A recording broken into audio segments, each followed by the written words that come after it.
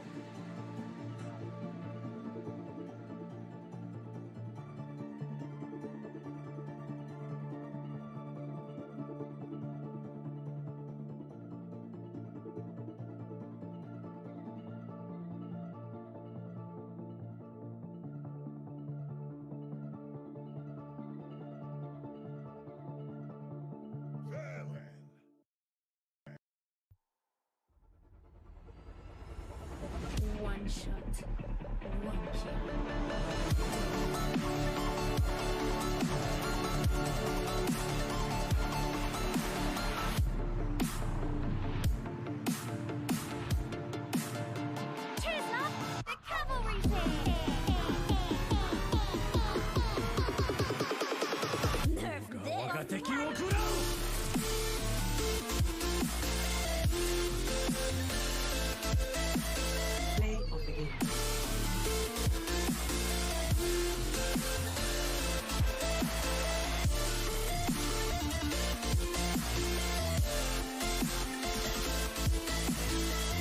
Never done.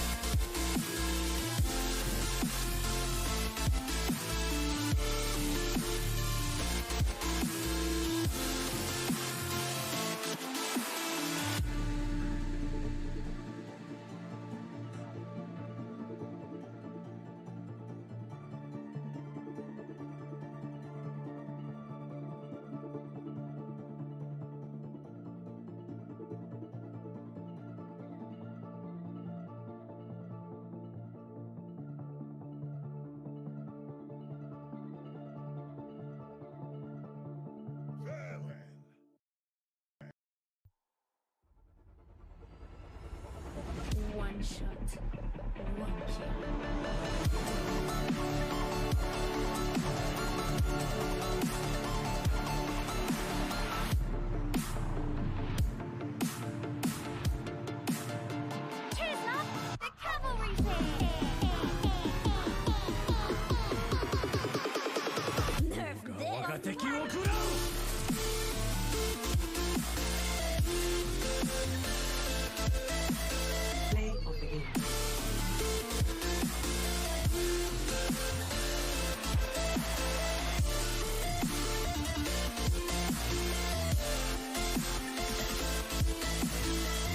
Never done.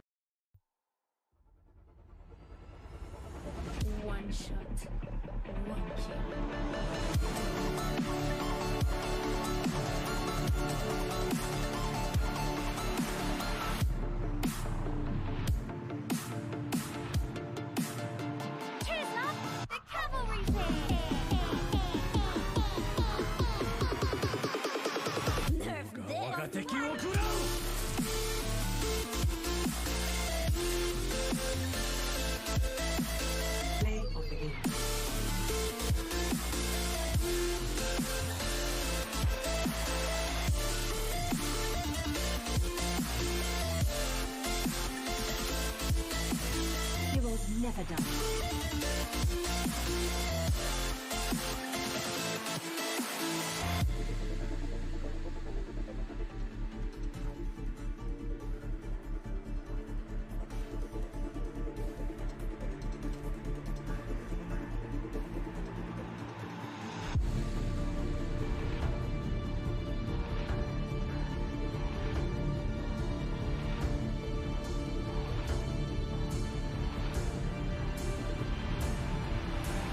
I've got you in my sights.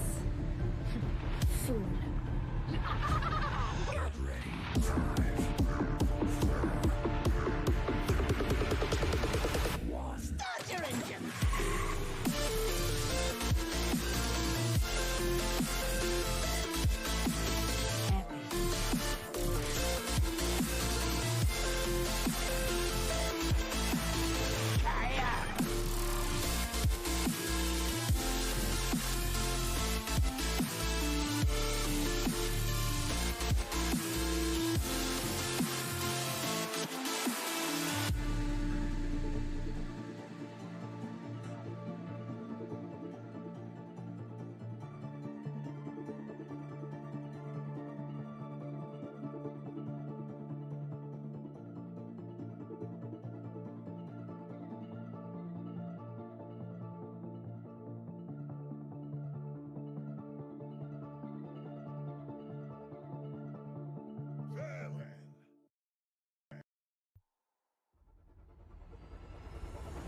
One shot, one kill.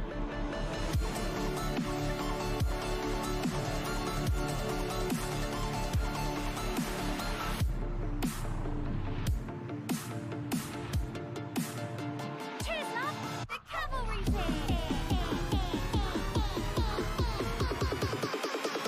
Nerf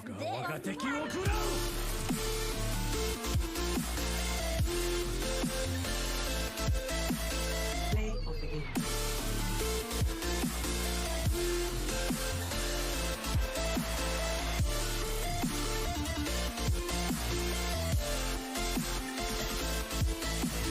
Heroes never die.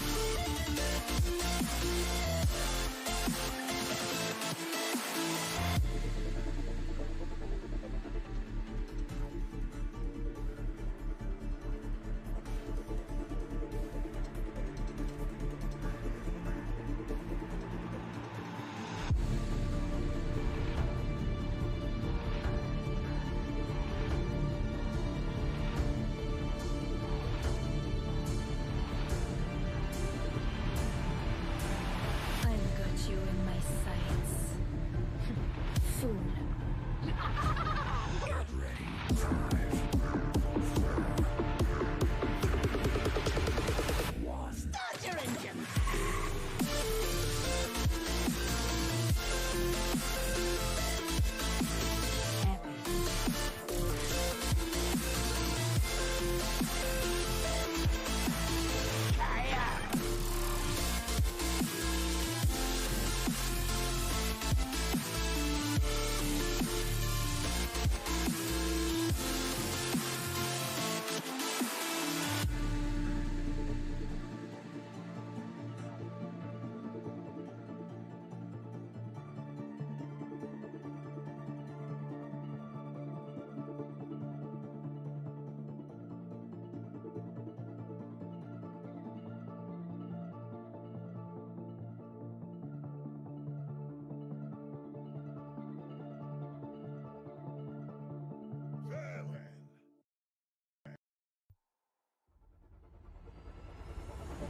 One shot, one kill.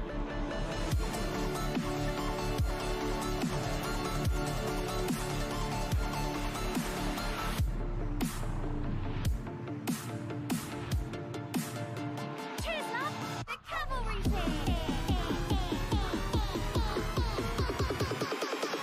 Nerf 敵を食らう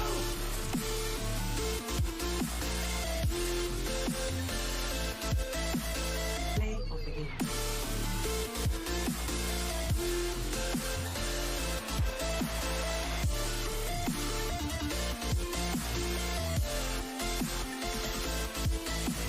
Heroes never die.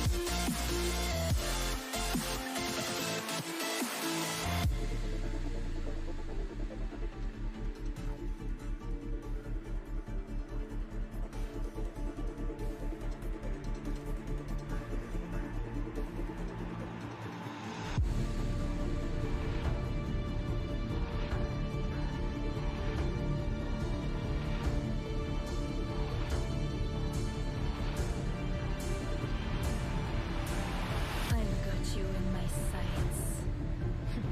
Fool. Get ready. 5, 4, 1. Start your engine.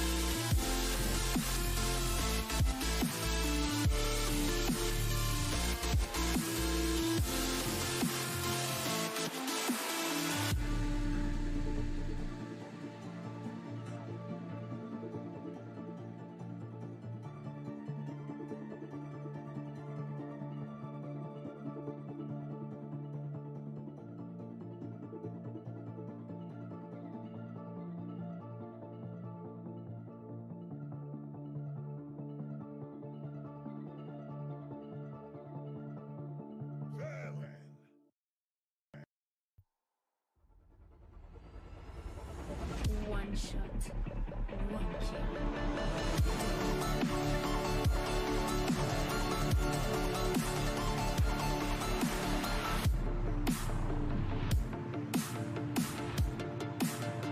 Cheers, love! The cavalry's here! Nerf this! 我が敵を食らう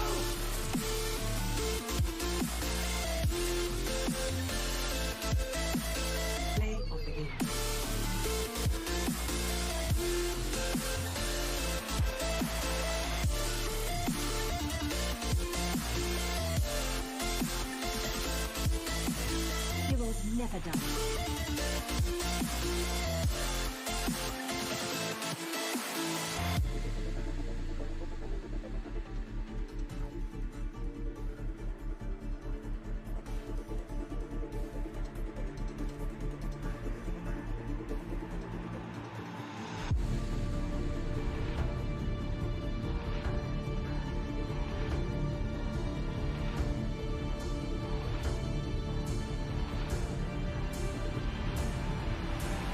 I've got you in my sights. Fool. Get ready. 5, 4, 1. Start your engine.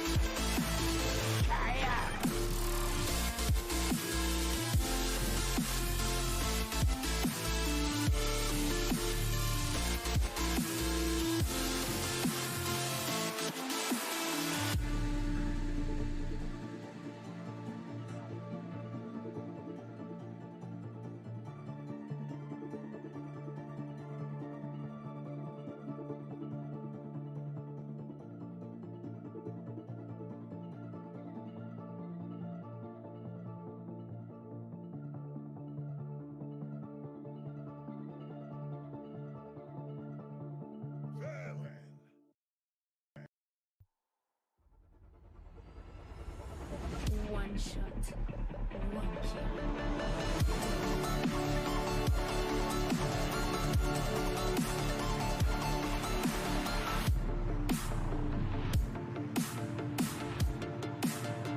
Cheers, love! The cavalry's here! Nerf 我 this! が敵を食らう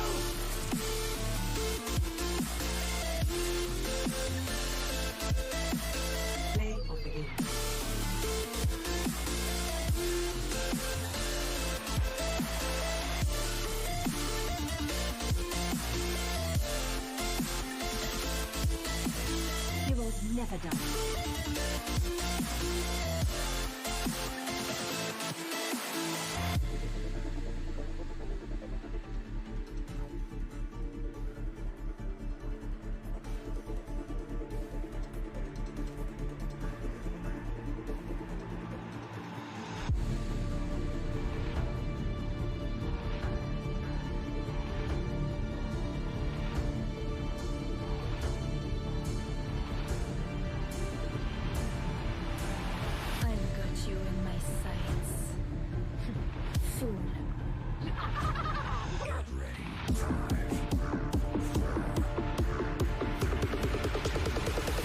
Start your engine.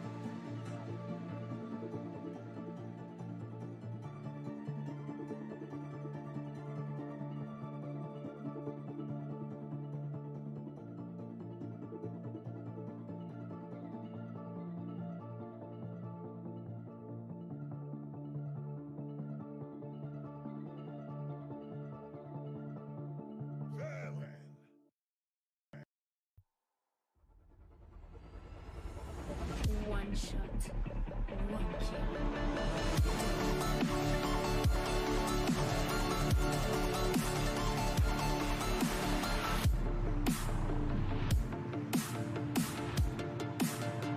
Cheers, love! The cavalry's here! Nerf 我が this! 敵を食らう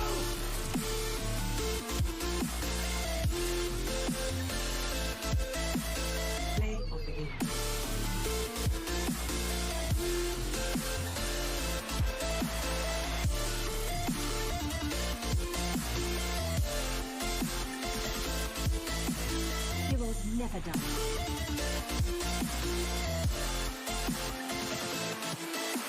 Howdy, everybody. Stidle24 here with the Owlet. More beautiful Overwatch goodness. Joining me tonight, I'm going to be doing the play-by-play and on color. Yorick is going to be joining me. Hello. Do you prefer Yorick or Yorick? I mean, Yorick, Myrick, whatever, Rick. All right, sounds good to me. So we're going to be bringing you Burn and Power Naps. It's going to be in the majors. I believe we do have the scores up on screen for you right now, so you can see what went down yesterday. Both of these teams did compete. Burn, they got their third win of the season. They're 3-0 now. And Power Naps is coming off of a loss from yesterday. So Power Naps getting really hungry for a win here. Well, now, if you had to be a betting man here, who would you take? Who would you say is going to take this one? Now, if I had to be a betting man, my allegiances are going to lie a little bit with Burn, partially because me and Prez have a bit of a history, same with Commander Huey. But I'd love to see an upset. I'd love to see Power Nap, take another one on the day and take down one of the undefeated teams in the majors. If you had to just real quick here, now, strengths and weaknesses, can you just jump over that real quick? Well, I do know that Burn is, goats is pretty prevalent right now.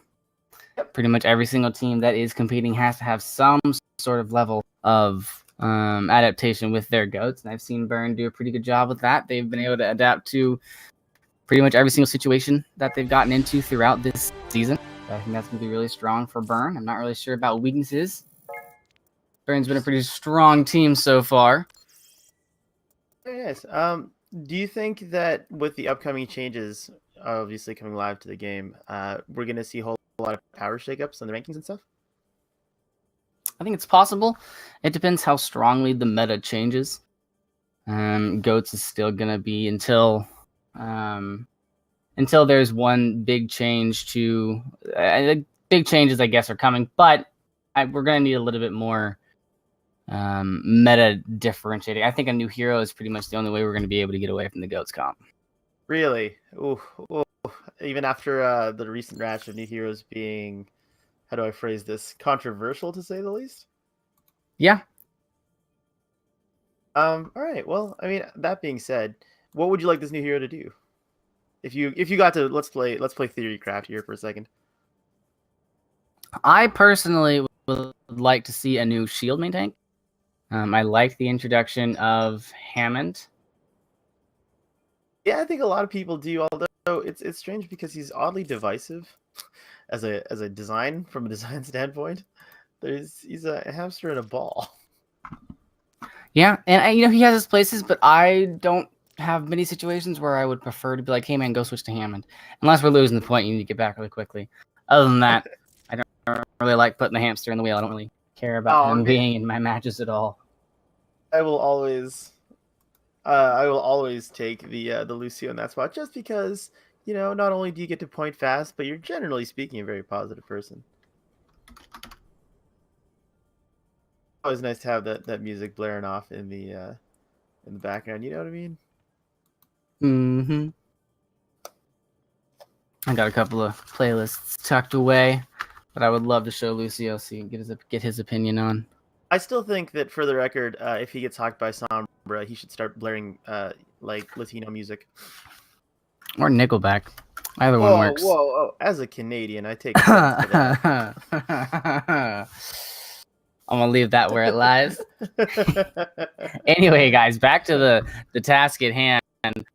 Just for the day, just so you guys know what is going on, we do right now have the majors matches, which is Burn versus Power Naps. But after this at 10, we will have Older Watch facing off against Ghost Peppers. That'll be here on the main channel at 10 p.m. So in about 2 hours, give or take, depending on how long these guys take. I cast a pretty long match last night, so I'm ready to go the distance again today.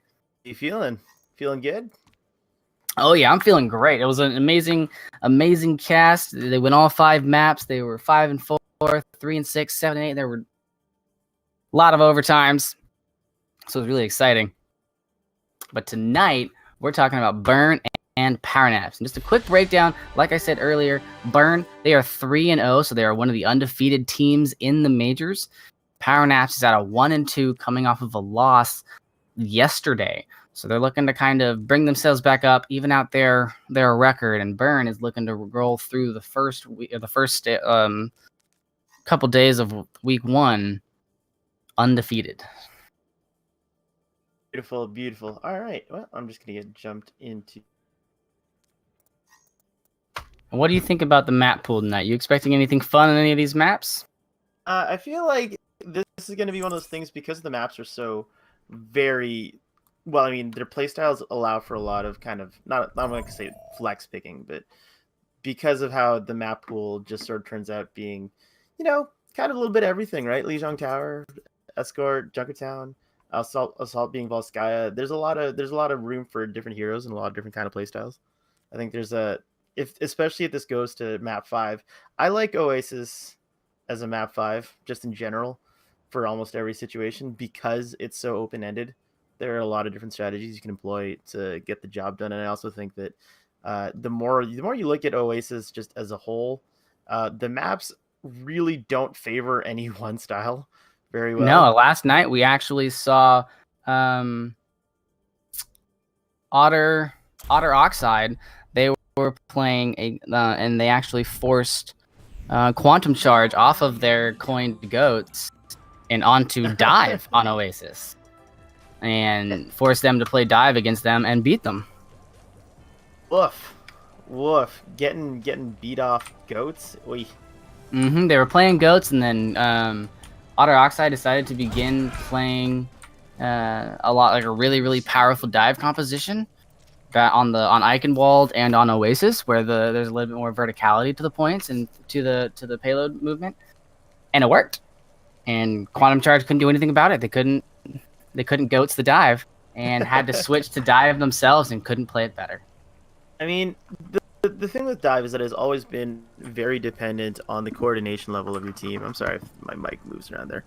And it's one of those things where, you're only as strong as the communications you have. And many times, I'm going to give a spicy opinion right now. Many times, it's not the mechanics that is. Agree, disagree? I agree. It's the communication. I mean, a great will carry a dive, right? Like, he just doesn't output enough damage. At the same time, it's not the sort of thing where, Now, a great Winston can't win a dive, but a great Winston can stop a dive. Exactly. And, communication, once again, being a huge key part of that. 5, 4, 3, 2, 1. So here we go with the compositions, and it looks like we will be getting goats from Burn. No surprise there. It looks like and then we're gonna get a regular old 2-2-2 coming out from Power Naps. They're gonna have Rich Hobo on the Reaper, that new Reaper. See if they can get any extra damage.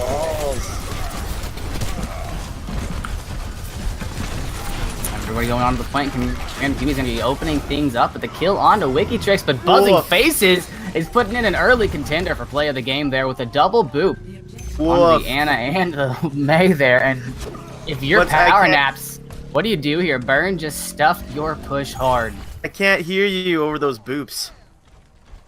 What? What? Did we all just see the same thing there? Woof, that's the best way to start a game. Oh man, Commander Huey just waiting at the edge of this doorway to get to that little shield bash on the Reinhardt, open up a little bit of space for some damage. And it does not look like Burn is gonna open up this door. I want to note something here. The first pick there was a support, and in every scenario, that is the worst thing that can happen. Yeah, you never want to lose your support, especially, you know, they lost their main support. I believe it was Quig on the Anna that went down first in that fight. Alright, giving it a little space. Gonna run it out again. Yeah, you're seeing Burn retreat back to the point because they're waiting for Commander Huey to get back on. It's taken out by Bache, taken there. Ooh, beautiful block on the Shatter. Edic's gonna go ahead and return on the other side. However, taking Rich Hobo and Pink Central out of the fight. Lieutenant Dodge gonna throw that Blizzard out there just in case, freezing up Merge. Buzzing Faces coming in looking for the boop onto Baked Chicken, getting that nano from Quig, but not gonna anything's gonna happen from that. Bisco does end up getting that kill. Lieutenant Dodge looking to even the scales. The only person left on the point for Power Naps is that May and that Zarya, looking to get Edict down, trying to freeze that Reinhardt. Remember that freeze does go through the shield. Rich Hobo also coming back in. There's the Graviton from Wikitrix, getting everybody in a nice and neat little circle for that Reaper to just pick people off from Commander Huey, trying to stand alive, but it's not going to work with that swinging hammer. It looks like we will get a swap here. Power Nap finally getting some percentage on the point. I think it's worth noting here that the May plays came in kind of huge, but it was the Graviton that would eventually win that fight. If you're sitting there, are you still comfortable with this May pick, even though 2 pushes out of 3, it has not worked out well? You know, once you have the point, that May becomes a completely different animal. You really have the ability to throw up that wall, part up the pushes. Like right here, expecting to see that wall. There you go. The Reinhardt and the Brigette left on their own to their own defensive. And Edict Commander Huey have to survive right there. The Blizzard coming out, so the rest of the team that comes in to help gets frozen if they even try. So everyone's got to back out and they lose a push. Not only that, the Lucio and Brigette on point right now. They're dangerously low, and there you go. Wikitrix gonna rack up 2 easy kills to split up that attack. I give a spicy opinion right about now. Perhaps going to wrong move for the sectioned off Brigitte. I maybe would have just thrown myself into that fight, died, and then just kind of given those couple extra seconds of respawn just to keep myself. Probably would have insta died on that. You know, hooker respawn sometimes can be a little bit better than a longer death, especially one like that. That's a pretty big stagger. Self-destruct also from Prez Gamer didn't land too well. It did take Rich Hobo out, but at the end of the end game, it's not going to find too much. Merge trying to do something here, but once again getting frozen, and that May is really starting to come in big here at the end of these plays. I am eating my words on that previous comment. You just might be. Did you ask for a snow cone, sir? Well, it is very... Oh, beautiful block to the Shatter. Edict is not going to find anything there. The grab does come out from both sides, but the May wall is going to be protecting both of those teams. Oh, no. Ascendance coming out from Lebowski, but he's not going to find any purchase off of that. Big Chicken taking Edicts out of the fight, and that's going to be just about it. Now it's a 5v4 on the point. There goes another from Merge. He's going to fall down. Buzzing Face is going to fall. Prez Gamer out of that mech. Not going to be able to do much. 99%. That overtime taken away. Oh, woof. Can we just talk about real quick the end push there, which is it's pretty common to see this, but you're going to see a lot of everyone just pressing as much Q as they can. This is where keeping your head on straight really comes in handy, because I think all of those ults really could have turned the tide had they been applied properly, and I think maybe panic cues got the better of some people on that end. I will say a big factor there in the end. Excuse me, was the Black Shatter before that Graviton. Definitely. Two giant crowd control ults just kind of maybe not doing as much as they could. But what do I know? You know, I'm like a mid-plat tank, man. I got nothing on these guys. Hey, man, I'm in gold, so. Oh, the pain of it all. We laugh, Harold, we laugh. Speaking of pain, Lieutenant Dodge trying to bring the pain with that Miley Cyrus Wrecking Ball on the Hammond, trying to find a little bit of purchase there on Quig, but he's able to get away pretty quickly. Press Gamer got booped off by Ping Central, so once again that boot comes in handy and comes in deadly. They're trying to work this pharmacy into this push, but they're not able to find any purchase on the point. I think they might need to switch something up. I think it's worth noting here that they maintained that engagement even after the fight had been lost. They had lost 2 people early on and then continued to hang out with that pharmacy. Do you think that was maybe a little frustration showing? I don't think it was a little bit of frustration. I think they were hoping to get 1 or 2 picks and get a couple of respawns. They have a very mobile composition, so they would have been able to get back to the point pretty quickly. Very, very good points. If you're also, I mean, you know that they're running, that Lucio's gotten some boots before. Do you keep crossing this bridge? No, you know, you're hoping that they overextend so the Commander Huey can get a decent, but I honestly would take the safer route and go to the left. Keep yourself up against the wall and force that mobile dive comp into a confined space. And you can start dumping out the damage. I mean, if I'm, you know, if I may be so bold as to offer some flat chat advice here, what's that textbook definition of insanity? I believe it is doing the same thing over and over and expecting a different result. Ooh! Oh! This is not the same thing. Commander Huey opening this fight up with a kill on both supports. There's the hack onto the Tracer. She can't run, but Commander Huey can shoot, so Rich Hobo's gonna go down. Winston trying to take that bird out of the sky, but the Rocket Queen will not quit. Barrage cocked and ready, looking for willing targets. There is that Hammond denial on the point, but nobody's really caring about those mines. They're just not going to that side of the point.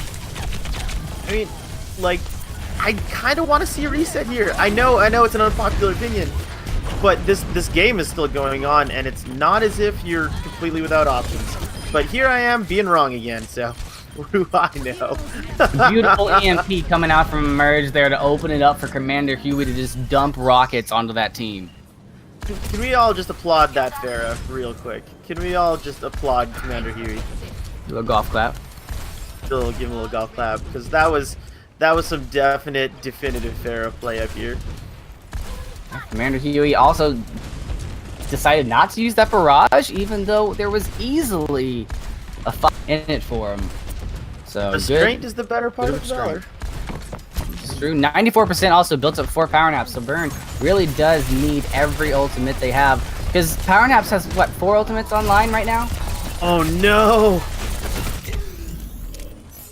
That's not what you want to see. Labosco getting knocked off by the hamster there.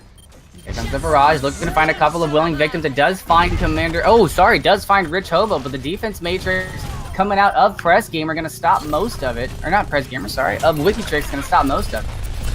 I mean, this is just kind of one of those scenarios, right? Where like this fight was effectively over, you know, after that first pick, and we're seeing them just keep going.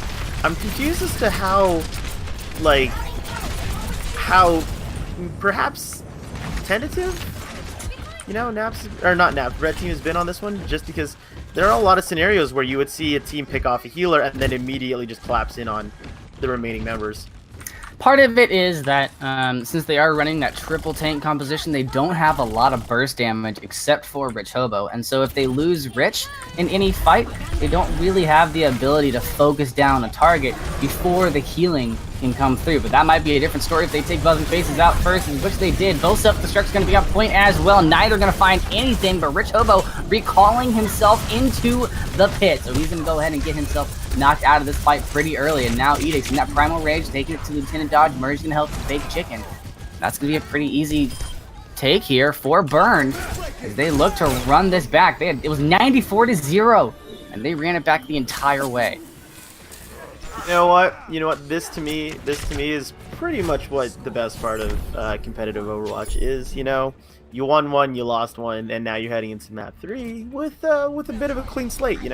I mean, everyone wants to run their losses back, but this is one of those scenarios where it actually does sort of reflect that. We're gonna see a lot of kind of, I guess, discipline and character from both teams as they now have one win apiece.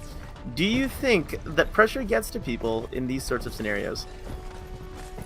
It's the first game, so I don't think too many people are sweating it too much. They're still trying to make sure that they are the right thing against this. Figure out some stuff. I think this map 3. For me, it's always going to be map 1. You want to come out, you want to make a statement, and the last thing you want to do is kind of whiff you doing so. Speaking of making a statement, walling off the team and charging their diva into non-existent. Pretty good way to make a statement. Beautiful anti-nade from Quig, but they do lose Baked Chicken on that attack, so they no longer have their Reinhardt. That's going to open things up for Edicts to just swing away.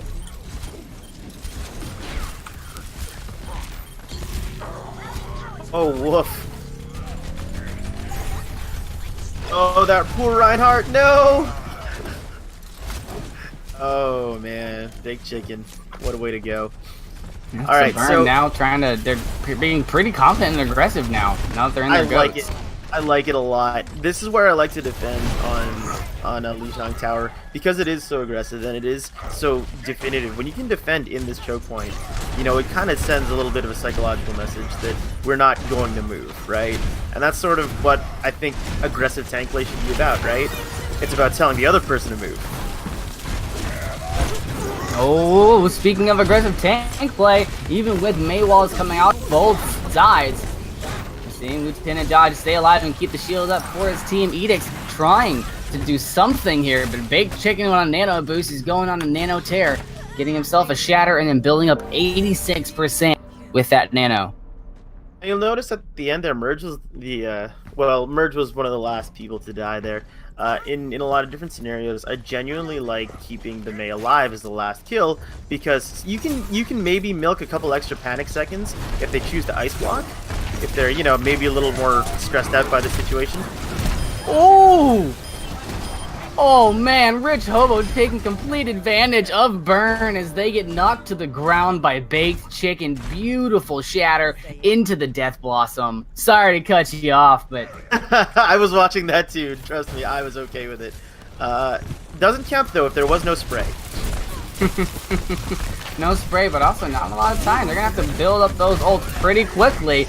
Edicts is going to get nanoed by his, and he's looking to get a good shatter. There goes the Diva Bomb. The Diva not going to find any purchase. The Maywall keeping Edicts at bay right now. As he goes to kill the Zarya, he's going to get met by Baked Chicken on the Reinhardt, but Edicts is going to find 2 with the charge and another with the Fire Strike. That's 3 for that Reinhardt, and that's an easy take for Burn.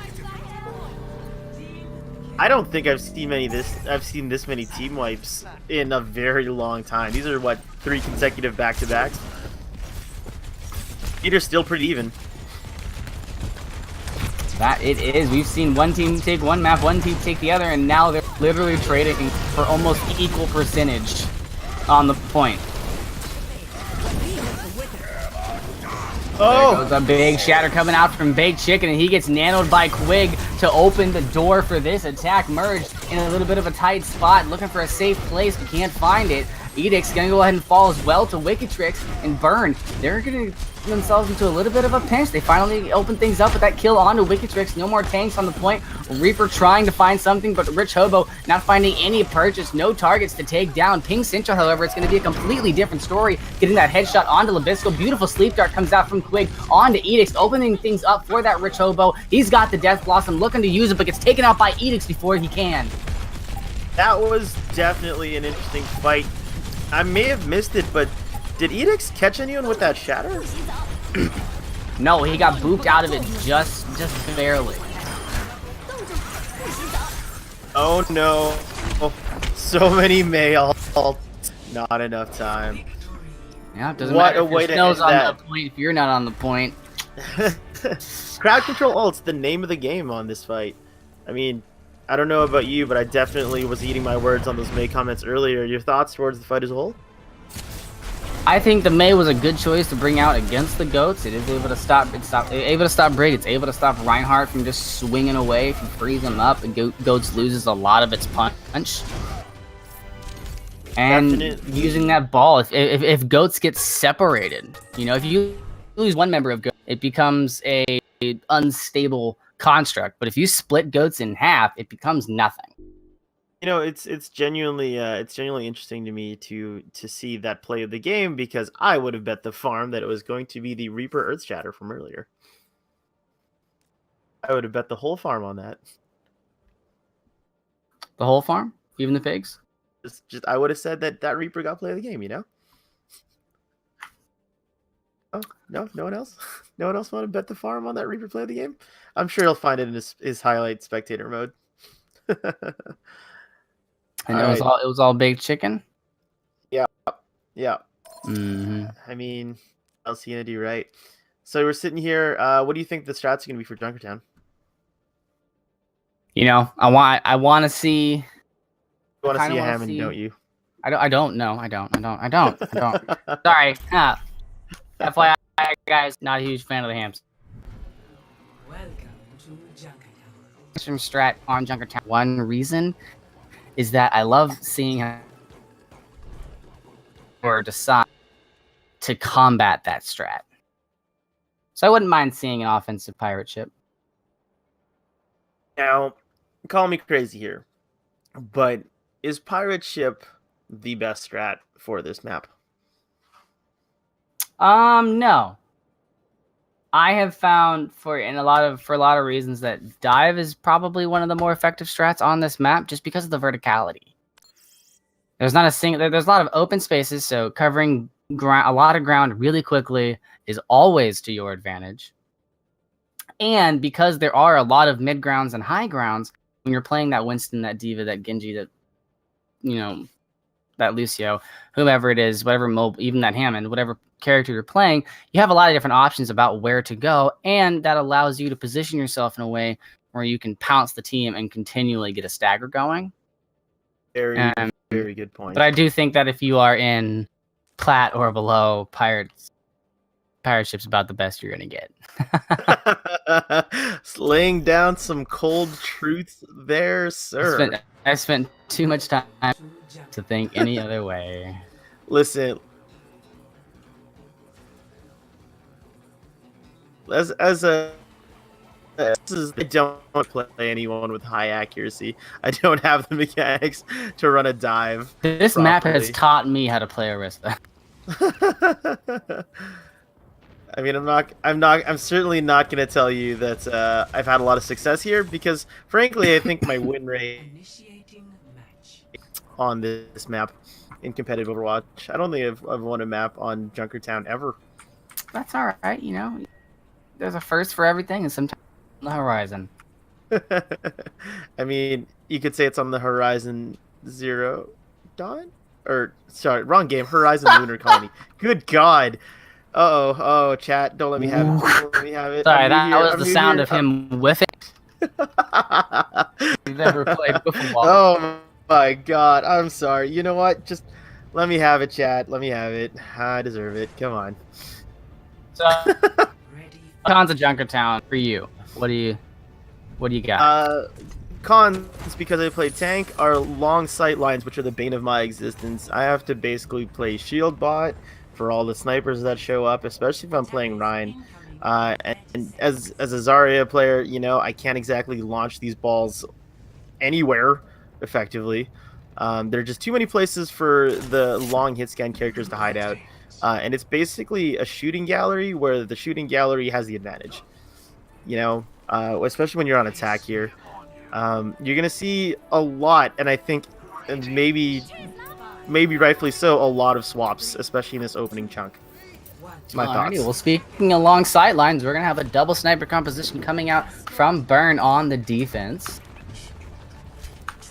So we'll see what they're able to do with that. And then we'll see a hardcore dive coming out from the power naps, see if they can get in on this kind of stable composition, but it's not going to work too well. That with a Roadhog and Prez Gamer opening things up with that hook onto Wikitrix, taking that D.Va out. They were relying on that defense matrix to soak up some of that damage when they dove. Oh, Quig. Oh, always the last that dies, Deanna. Oof. Stop picking on her. She's a 90-year-old lady, you know? Hey, you know, she chose her battle. She wants to be here. She's a one-eyed 90-year-old lady. I don't think she deserved that. Alright, we're playing the poke game up top here. Ooh, that hook broke. If you're running attack phase on here, what are your other pro strats other than, of course, pirate chip and dive? I'm a big fan of running. Oh, dragons coming in. I'm a big fan of running a lot of kind of, I guess, fun comps on this map, just because it's pretty open for everyone to have a lot of mobility. Summer Reaper can be pretty good as you get into the second and third, and that can also be a lot of fun. Definitely. And I've also begun to see a lot of Torbjorn on the defensive end of this. Who hasn't seen a lot of Torbjorn these days? I mean, let's be honest. Who doesn't love that guy? You know, he kind of shows up for work, chucks a turret down. He's basically the odd job, if you get that reference of Overwatch. So what do you think about these switches? We have Baked Chicken going over onto the Reinhardt now. So he's gonna go with a mobile shield against that stationary shield of Edict. It is not what you see commonly, and I think a lot of that is due to the fact that Reinhardt doesn't do well when he has to fight going upwards. And ooh, woof. And when you put him in a situation where you know, basically the entire first chunk of the map is nothing but fighting upwards, he doesn't tend to excel very well. Very true. It was almost a beautiful move. They did get a little bit of purchase there at the beginning of that push. They weren't able to find anything major. Merge getting low, so low. D.Va not able to finish the kill, however. So we're not going to be seeing Wikitrix taking the victory lap just yet. Edict's on that Orisa trying to keep Baked Chicken at bay. I mean, if I may be so bold, I think Baked Chicken probably is the best name out of anyone currently in the roster on both teams. Just gonna go ahead and put that out there. You think Baked Chicken is the best name? Oh, almost certainly. Oh, speaking of the best name, that was one of the best charges I've seen in a while. Got booped away, stayed resilient, came in and got the Ana. Now he's getting bullied by the team, but he has a shatter in his pocket if he wishes to use it. Looking for the moment, but doesn't even need it. Wikitrix and Lieutenant are going to go ahead and help them out and get that first point in overtime. Spicy opinion here. That Orisa halt actually was the reason he got to adjust there. Yeah, he may have missed that charge originally. Yep. Ooh, woof. But hindsight being 2020 and all that, we're going to take a look at the Streets phase here. Are you making any changes if you're burned? You are. Edicts is going to go ahead and switch on over to that Reinhardt. And Press Gamer is onto that D.Va now, off of the road. So they're losing the Roadhog, they lose the Orisa, no more pulled pork. Ooh, but the Dragons are still effective. Putting those in on the point, almost take, yep, they're going to take Baked Chicken out. A little bit of a sonic arrow to the back. You can hear me, but you can't see me. Can we just talk about how Prez Gamer there just sort of booped the enemy Rhine into the Dragons, the Danger Noodles, if you will? That, I think, was an example of some really good D.Va play. They could have sat there and plugged the primary fires in, but chose to boop, give the Hanzo ult a little extra damage. Very, very well done. Yeah, and that opened the door for that entire push to follow. Once you lose your Reinhardt, it's kind of hard to hold your ground. Commander Huey coming in big, making them lose their D.Va. Being a bit of a nuisance here on the Hanzo. Oh, or he was. Lieutenant Dodge saying, I am the better Shimada of the better Shimadas. Oh no. There we go for a charge coming out from Baked Chicken, putting Prez Gamer into a bit of a tricky situation there inside the stairwell. And PowerNaps is going to be able to push through onto the second point. I don't think we will see respawns make it back in time. Burge definitely had an opportunity there to maybe pump the brakes a bit on hanging out, and then instead got staggered. I think in a lot of different scenarios, you as a Widowmaker, your best decision making will be when to die with your team. And you know, let's be real about it. It's not always apparent. It's not always easy to figure out those spots, but resetting with your team is single-handedly the biggest factor for a lot of players who play this game on ranked and ladder, as to how is basically what determines their success. You know, they're overstaying your welcome, even if you have a pretty good chance of doing something huge, can lead to a lot of staggers, and not necessarily the good kind. Speaking of something huge, there goes a big diva bomb in the middle of the pack. Will take Merge out of the fight and open up that charge from Baked Chicken. And now Rich Hoba gonna follow him with the kill onto Labasco. So now Power Naps able to push themselves through once again, and they are putting up a fight that they may be the ones to dethrone Burn. You know, let's take a quick look at our supports here. It's really worth noting how well that Yorick and am I pronouncing that? Quick, sir. Quick. I've really managed to stay alive in a lot of different scenarios where I know I myself would have just died horribly. There's basically, their positioning has been really well done, and I think, I'll let you take over. Oh, President Gamer with a good self-destruct onto McNaney. That's a null and void push. There's nothing you can do. You lost one of your big healers. You lost your main tanks. Back up. Come back another day. Exactly. He lives to run away, lives to fight another day, as it were. But yeah, Quig and Naney, sir, is just kind of been hanging out. They've been doing a lot of things right. I see them doing, playing their positions properly. I would like to see, Lucio get a little more aggressive, but you can't fault someone for playing safe, No, you cannot. Speaking of playing safe, they brought out the Junkrat and the McCree for the high ground. There goes the Transcendence to keep everybody safe from that dragon. There goes the Tire, however. It's going to grab a mean triple. Going to take out a support and both of the DPS. That's all you can do. Power Naps has to go back to the drawing board once again. And with only 35 seconds left, they got maybe one push. I would definitely think it's if that. They may have to wait for a stagger. If anyone goes down, that's basically game.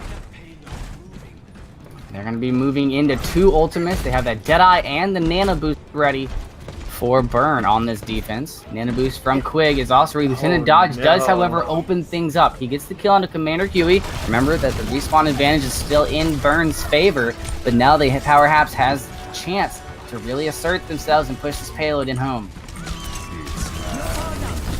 There's the Deadeye from Merge. Shield is up. Oh, but the shield gets knocked down and Merge gets Baked Chicken.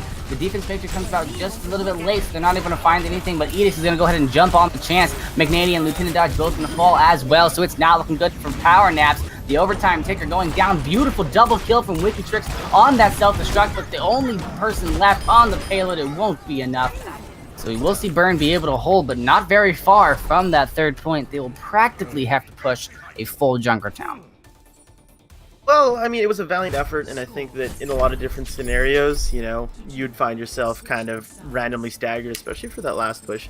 But, there are so many different ways to end this last chunk of the map that I think that both teams played really well, and I don't think that was a definitive stop, and I don't think that was, a definitive victory for anyone. They played really well on both sides, and I'm really, really interested in seeing how the attack phase works out here. Yeah, one of the things we were talking about with the Junkertown is that you get a little bit more of the fun strat. We're not seeing goats. That is a relief. You know what? Spicy opinion number 15 of 90,000. I liked it, and I still like goats. Come at me. I like goats here, but goats overtime might be one of the most exhausting play-by-play experiences of my life. Tell me about it. It's a 7.5, 8 minute fight that never ends. That's still with this person's. Oh nope, they're healed. They're not okay. This person's gonna. Oh nope, they're still alive. This person got. Oh nope, they got. Okay. I'm gonna traumatize you mildly, right now. Goats on Oasis, map 5, overtime. No, you should have seen goats last night on Junkertown overtime. There was one fight between the two teams that I think there were it was either 4 or 6 shatters in a single fight. Oof. And nobody died until the final. Well, I mean, Anyway, that is enough the about the strength of past. goats. Mm-hmm. And enough about goats, because we're not going to be seeing it. Merge going to be staying on the Widow. Looks like we're going to see Huey staying on that Hanzo. So we'll have double snipers and the Grab Dragon as an option. Quig, however, off of the Ana onto the Sombra. They'll be putting McNaney onto that Ana position.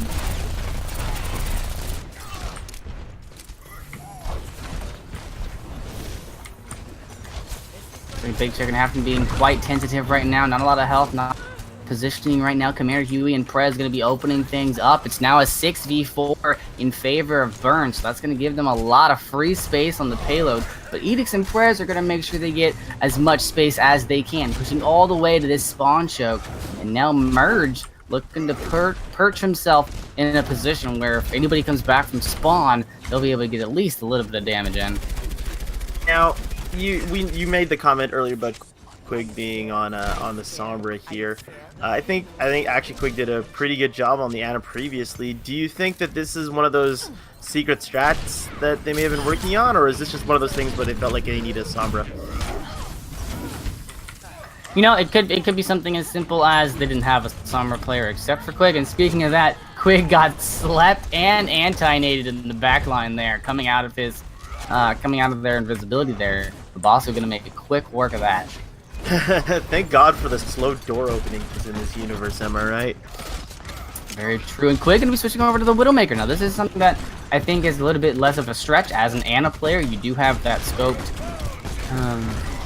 ability. So he's able to make it kind of impact here. Dragons will come out from Commander Huey. They finally dodge and they cut Baked Chicken off from the rest of the team. So they're going to have to nano him. The Shatter getting blocked by Edicts. He's going to return the favor. That's, I believe, the 3rd Shatter that's been blocked by Edicts. Hats off to Edicts. There have been some pretty good reads on his end, and I think in a lot of different scenarios, particularly for myself, I would have fallen face first into those Shatters. I would have eaten them all for breakfast with my brain. Not a very good Reinhardt, as you may guess. Blocking Shatters makes my day as a Reinhardt. Every time I get one, scream and yelp. I mean, real talks here, you know, it's oftentimes very hard to keep track of these things. And in many different... Wow. Good shot by Merge. One fully charged Widowmaker shot will take out a tire. Golf claps for that Widow. That was something else. Let's right. fight the ult economy right here, because it's severely tilted in somebody's favor. I don't know if you know who.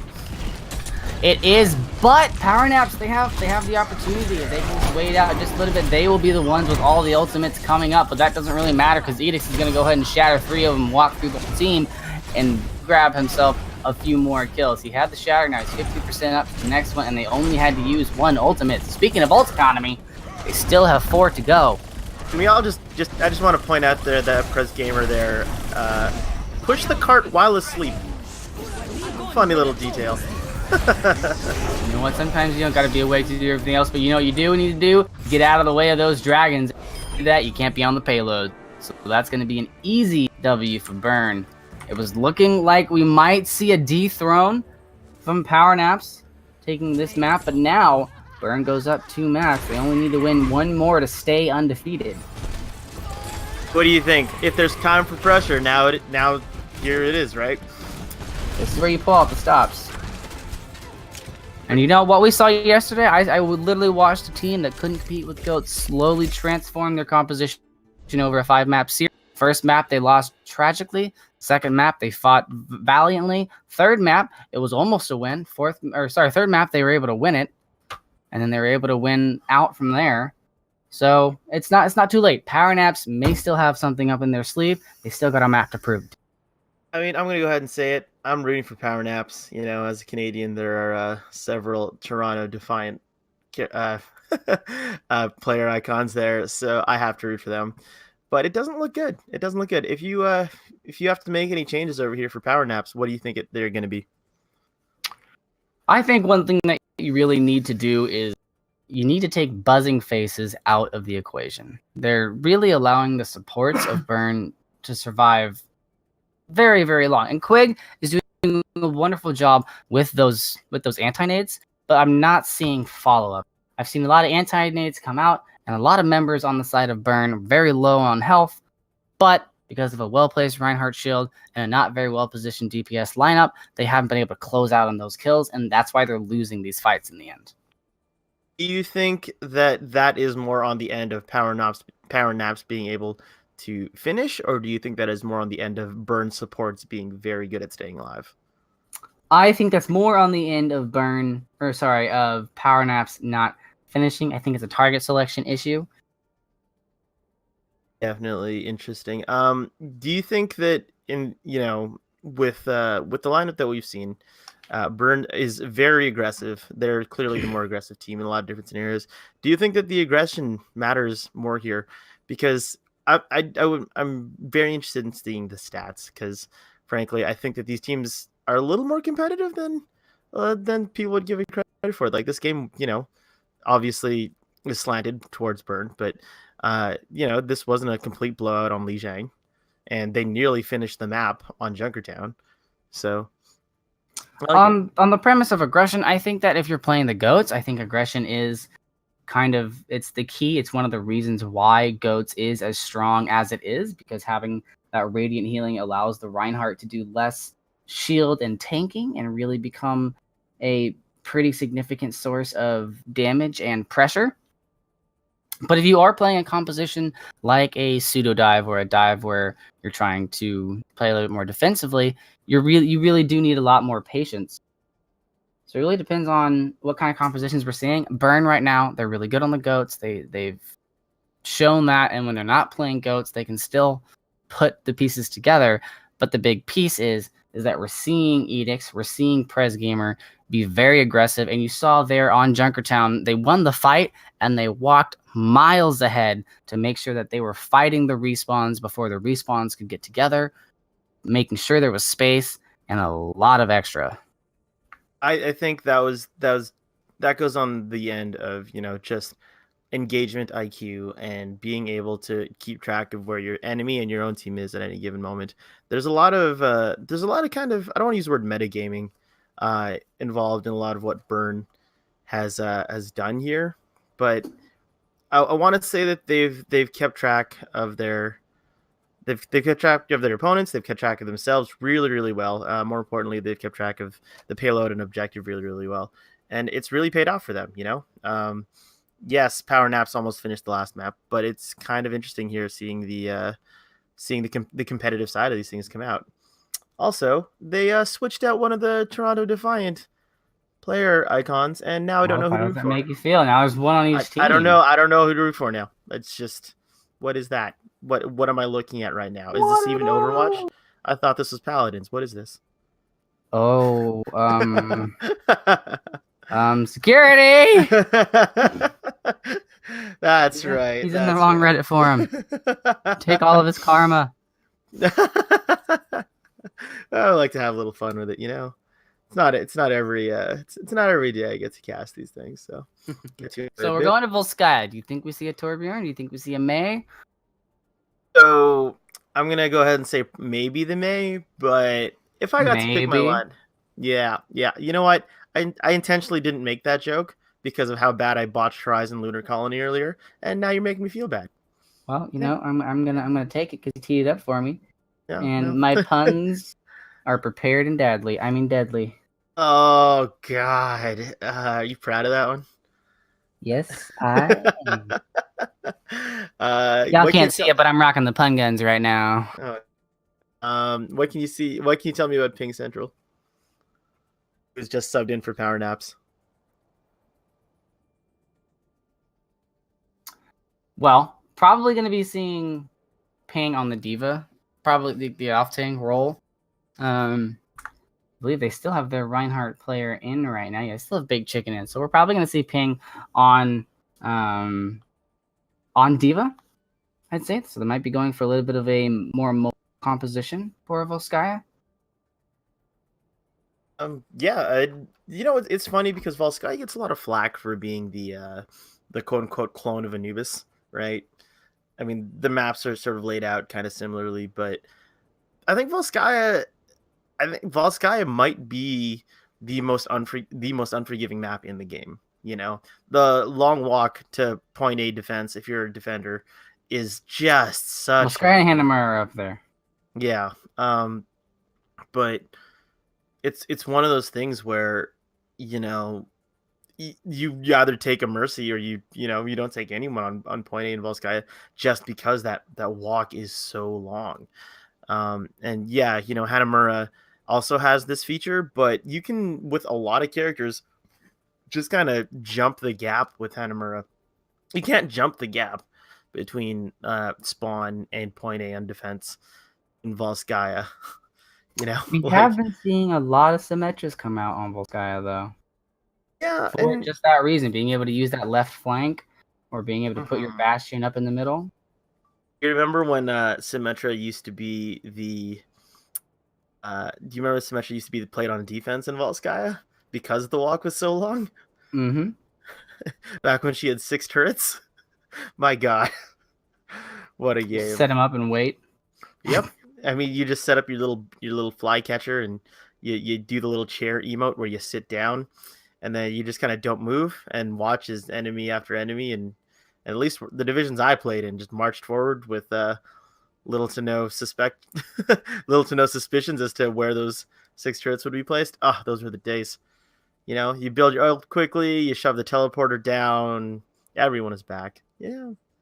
It was a simpler time. That teleporter was something else. Spicy opinion number 4326. I missed the no aim beam. I missed the no aim beam. Yeah, that's right. I don't.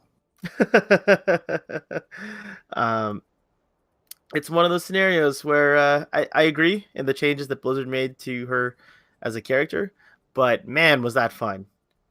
You just Nope. Fair.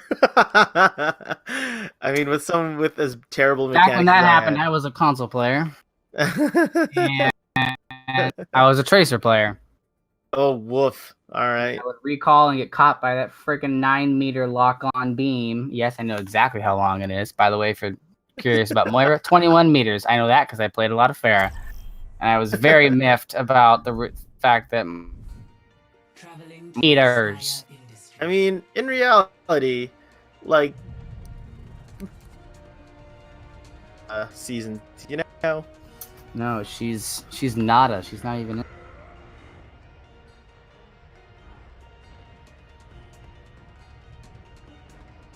It's like we are about ready to jump on into Volskaya.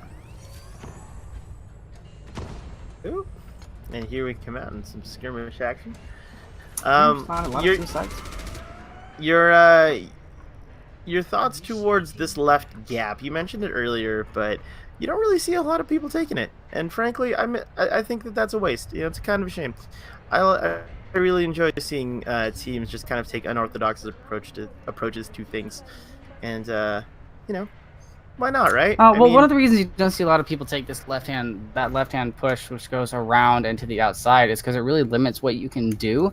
And if there's anybody on the opposing team, whether that be a Diva, a Lucio, an Orisa, anybody that has any boot potential, you put yourself in an area where you're surrounded by nothing but edges. So environmental kills get.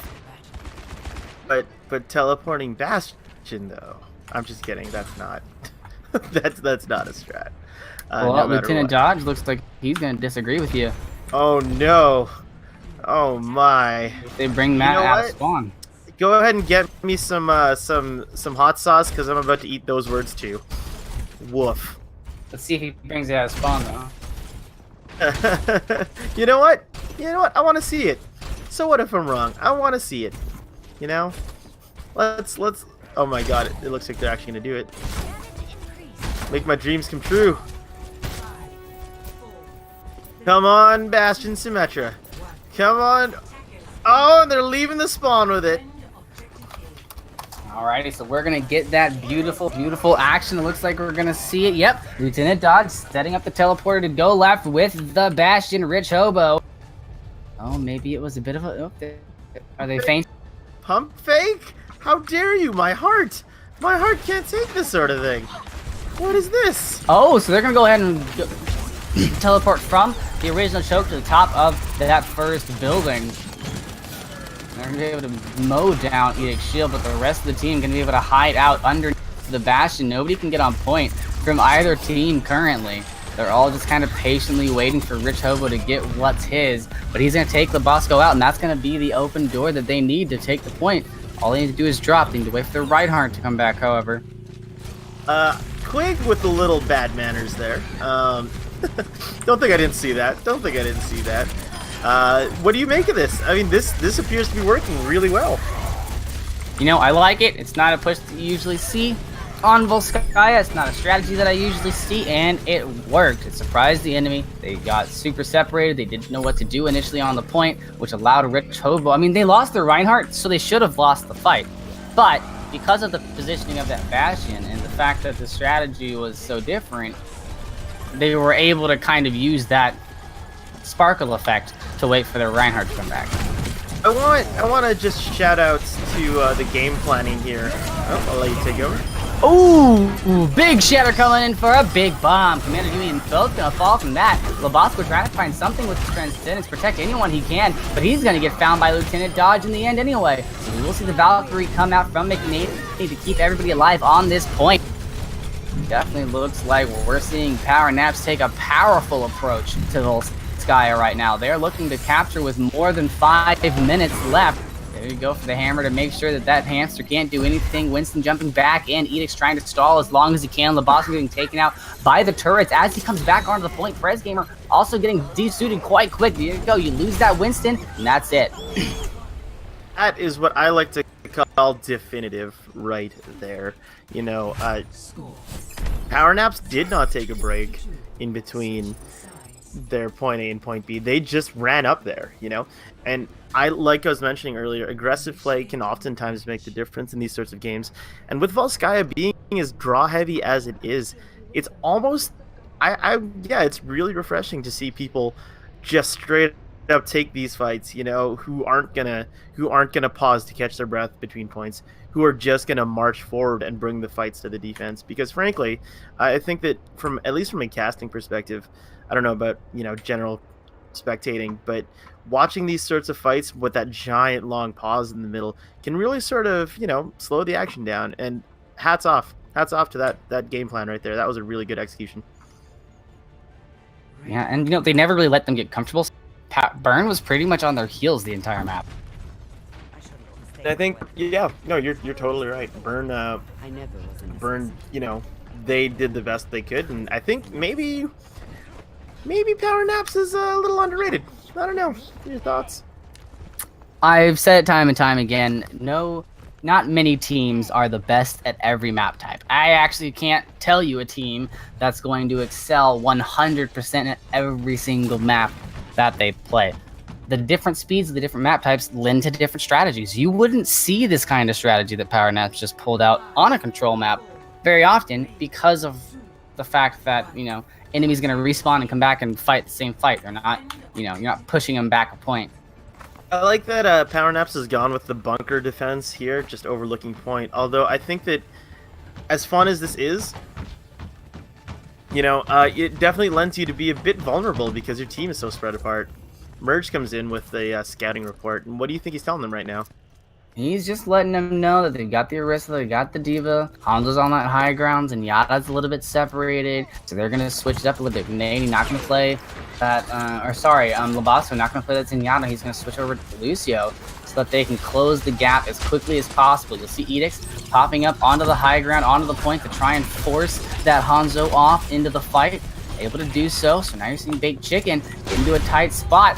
There goes Ping Centric taking Edicts out of the fight, and that's big. You don't want to lose your hamster when you're trying to dive. Now Buzzing Faces is just trying to get a little bit extra ult charge, but probably going to get staggered pretty heavy. Can't get back to spawn. I mean, that was just an example where, you know, things just, like, I don't think they came in as definitively as they could there. There was a bit of a hesitant sort of tone to that attack phase, and I'm not certain if, you know, if they'll have that hesitation coming in again here. You'll notice that Power Naps is kind of just hanging out on the high ground. They've repositioned nowhere near the same spot they were in before.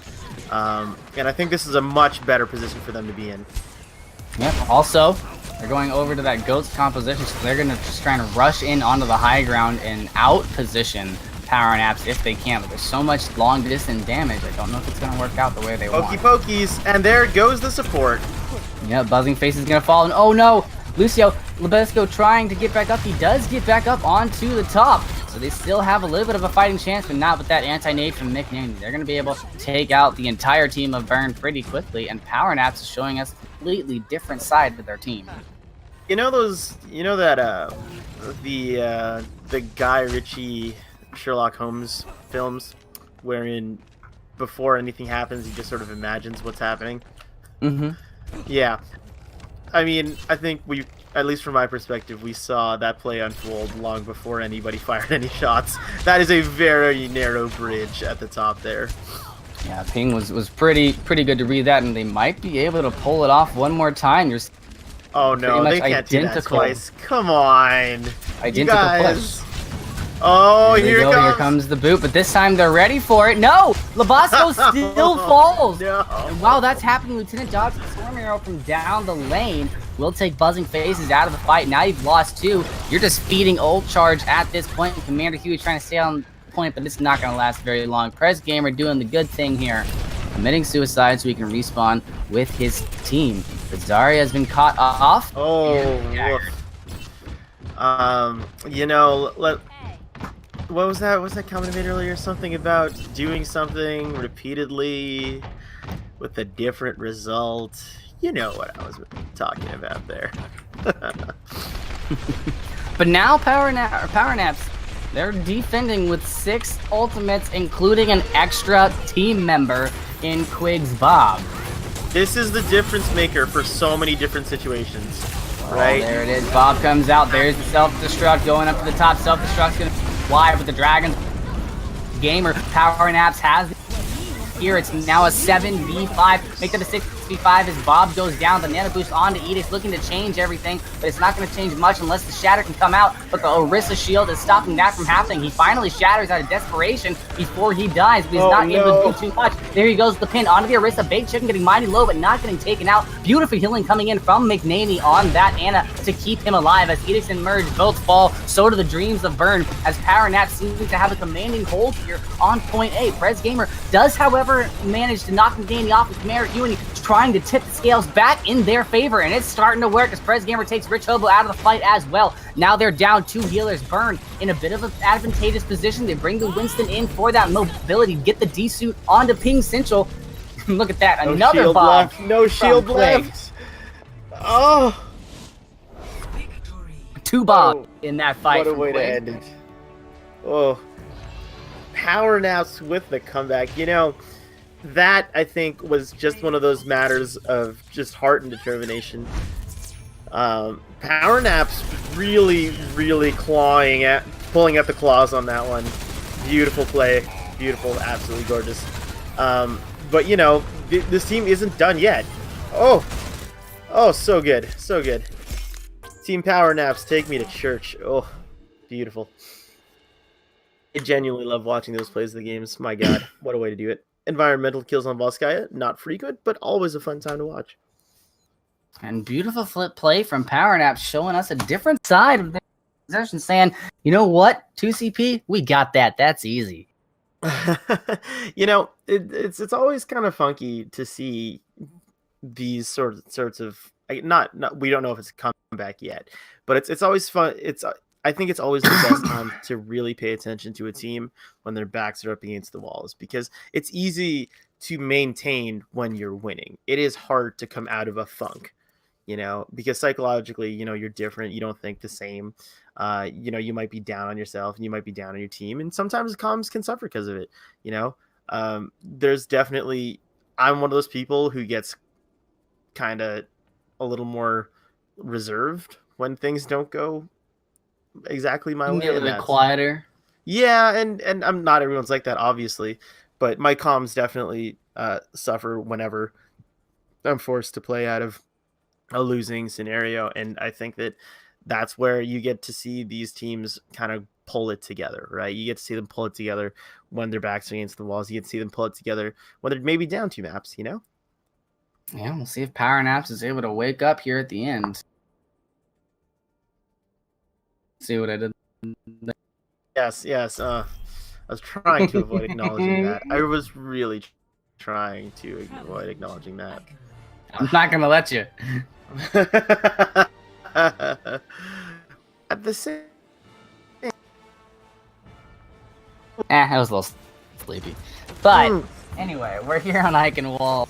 Good God, man. Have some restraint. Has it ever occurred to you in this map that this, does it ever bug you that this tower doesn't do anything? What, the Big tower in the middle of point A? Its actual purpose in life? It doesn't have a clock. It's not a clock tower. Well, no, it's not a clock tower. It's kind of the pinnacle of the city square right there. It is, but if you go underneath the clock tower, there's no way to get into it. It doesn't actually do anything. Well, go ahead, jump into the bottom of the Eichenwalde clock tower. It's very possible there used to be a ladder system, and during the stuff with the bastions, it got destroyed. A lot of this castle's in ruins. Well, I guess. I mean, part of me thinks that's a little strange, considering the fact that everything else has been, torn down, as opposed to the one tower in the middle that's apparently had something closed up. Suspicious. And you know what? Maybe that's where they kept their princess. I don't know. Princesses are often kept in inaccessible towns, so you'll have to look for another castle to find that one. You never know. Maybe that's where Hero 36 is. Oh no, Hero 36, princess that busts out of the main tower in Eichenwalde. Let's see. I can see it. Come on, Michael Chu. Write me that comic right now. Let's see that one, Blizzard. Reinhardt and Brigger in trouble, and here comes Princess Peach. Just boom. Let's see Bowsette calling it right now. Yeah, let's see Hero 30 Bowsette. The crosswork here, the crossplay.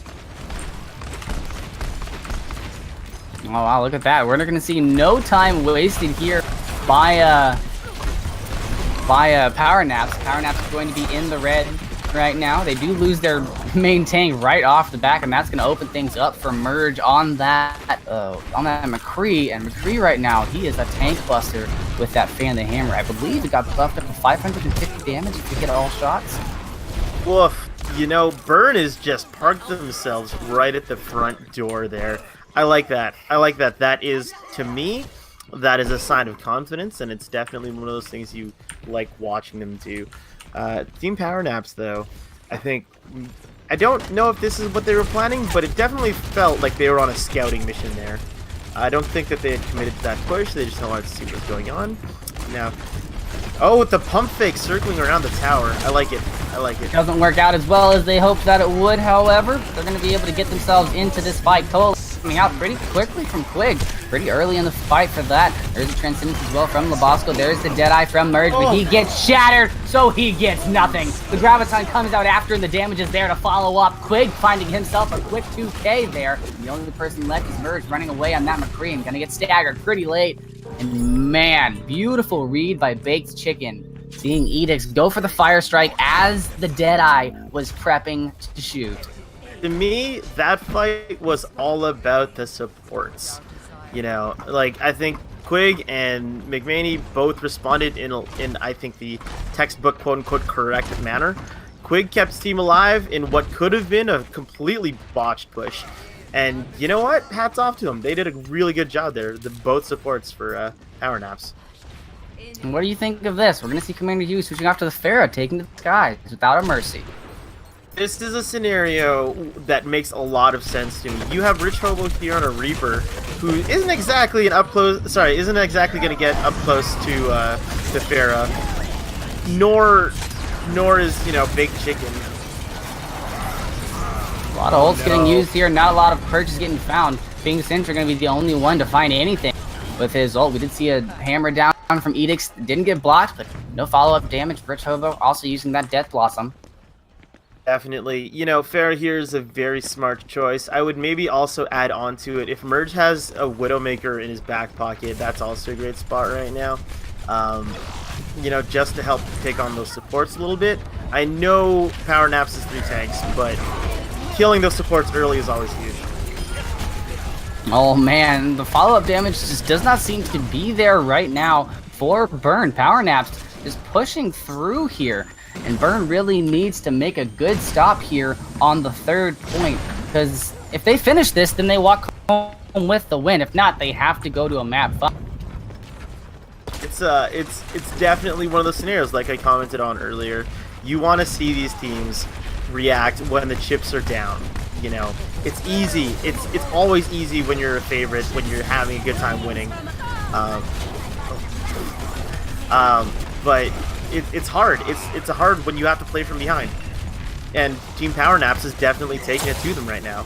Yeah, speaking of playing behind, Burns has been playing down a man in almost every single team fight they've gotten into, and now there's nobody to even stop the payload. They're going to have more time next round than they did when they started.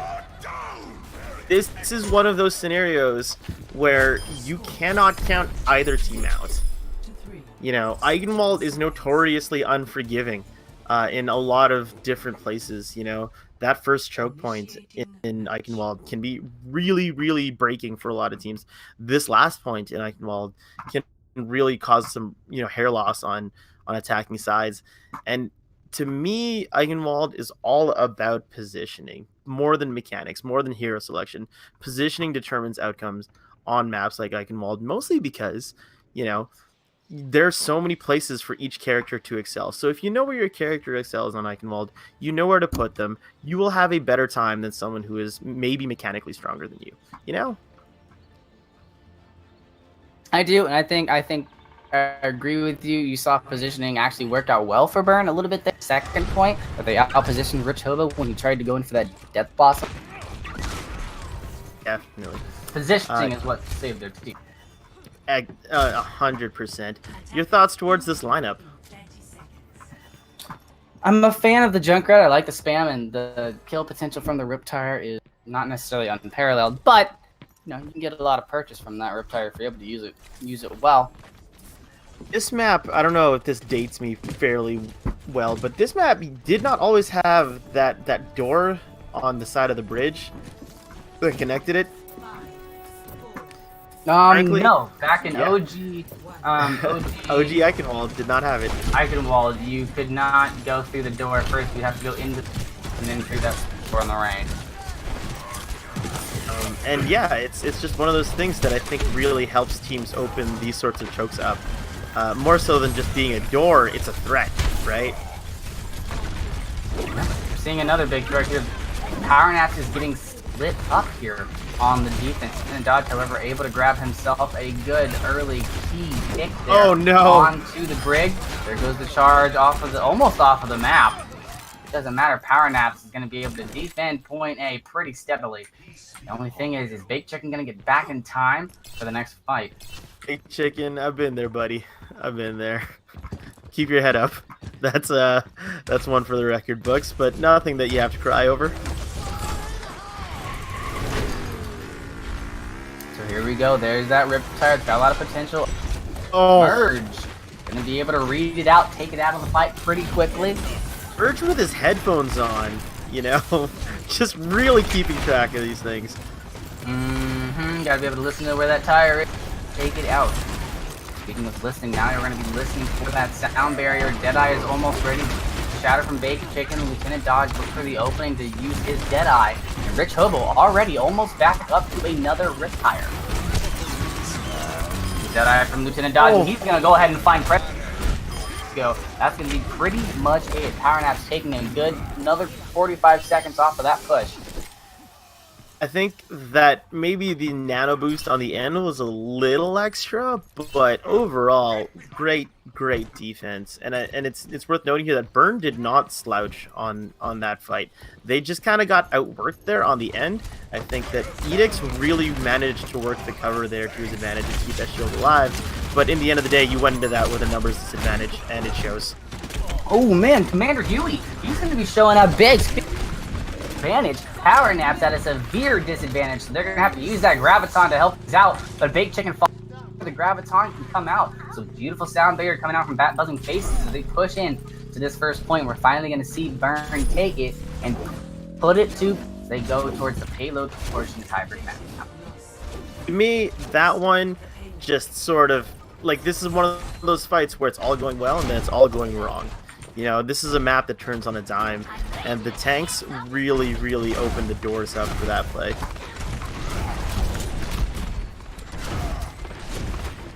Now, what do you like to defend in the streets phase of this map? As in where? Yeah. I am a fan of bum rushing the opposing team at the door while it's opening. I too like to live dangerously. And again, Merge takes out Rich Hobo's tire. He had 2 for 2 on.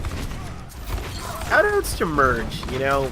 Merge has really surprised me throughout this entire series, and it's worth. Oh no, Prez, no, no Prez, not like this, not like this. Oh, what a nasty stagger! Oh no. Yeah, sorry, I completely lost track there. It's shoutouts to Merge and the great game IQ that Merge has there. Puts the headphones on, knows where it is at all times. More and possibly more importantly, has the mechanics to back up that game sense. Speaking of mechanics, Merge is going to be looking for a decent angle out here. Commander Hugh, Rich Hobo is going to go ahead and take out that tire. Junkrat on a Junkrat. Evolve going down, but it doesn't fall. It doesn't get over the bridge in time. Lieutenant Dodge looking for a good Deadeye. Not going to find anything as he gets slept by Buzzing Faces. Baked Chicken, however, will take the Busco out of the fight. Merge helping with the Quig, making sure that Zenyatta can't do anything. Looking for the kill onto the Junkrat. It's now in close range quarters, which is not what you want as a Widowmaker. You will fall with that grenade from McNaney as Power Naps holds this point still. You know, Prez Gamer really had an opportunity there to blow that choke wide open, and unfortunately his mech got caught on the bridge. Now, it happens, right? It really happens.